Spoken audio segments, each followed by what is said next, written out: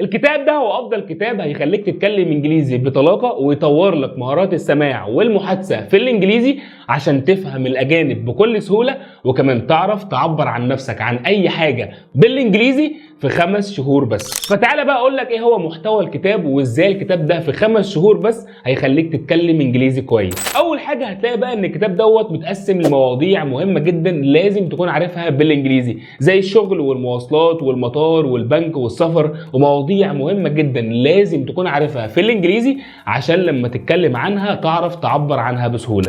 وكمان هتلاقي في الكتاب اهم 1000 كلمه في الانجليزي لازم تكون عارفهم عشان تتكلم انجليزي كويس. جوه كل موضوع هتلاقي اهم الكلمات اللي انت لازم تكون عارفها، وهتلاقي على كل كلمه صوره ومعناها، وهتلاقيها مسجله كمان باللهجه الامريكيه عشان تبدا ان انت تسمع الكلمه وكمان تنطقها صح. وعشان تتكلم انجليزي بطلاقه من غير ما تفكر بقى في الازمنه وقواعد الكلام، جبنا لك عن كل موضوع اهم الجمل اللي انت لازم تكون عارفها عن الموضوع ده. يعني لو انت عايز تقول لحد بالانجليزي الساعه كام، هتقول له وات تايم از ات، هتساله السؤال على طول من غير ما تفكر في الترجمه وتركيب الجمل، وتقول له وات تايم از ات. لو عايز تقول لحد استنى شويه ممكن تقول له وير ا مومنت بليز، يعني اصبر شويه. كل الجمل دي موجوده في الكتاب عن كل موضوع، هتلاقي كل موضوع عليه الجمل اللي انت لازم تكون عارفها، وكل الجمل موجود عليها معناها وكمان مسجله باللهجه الامريكيه عشان تبدا ان انت تسمع الجمله وكمان تستخدمها فورا من غير ما تفكر في الازمنه وقواعد الكلام.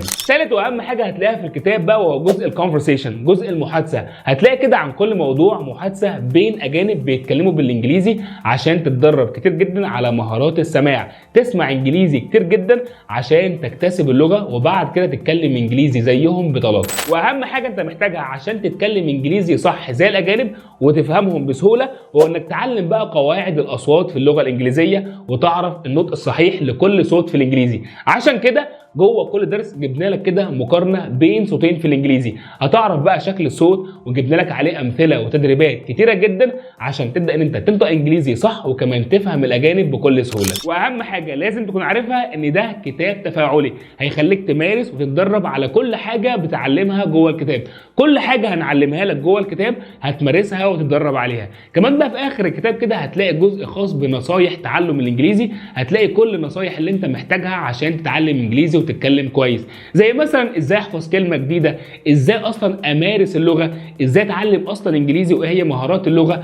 كل النصايح اللي انت محتاجها عشان تتكلم انجليزي بطلاقه هتلاقيها عندك موجوده في اخر الكتاب. لو عايز تعرف باقي التفاصيل الخاصه بكتاب سبيكي اكتب بس في تعليقات كلمه تم او ابعت رساله على الصفحه وهنوضح لك حالا كل التفاصيل الخاصه بكتاب سبيكي، وهنوضح لك كمان العرض المتاح. واحب اقول لك ان في حاليا شحن مجانا لاول 100 اوردر، فالحق احجز العرض.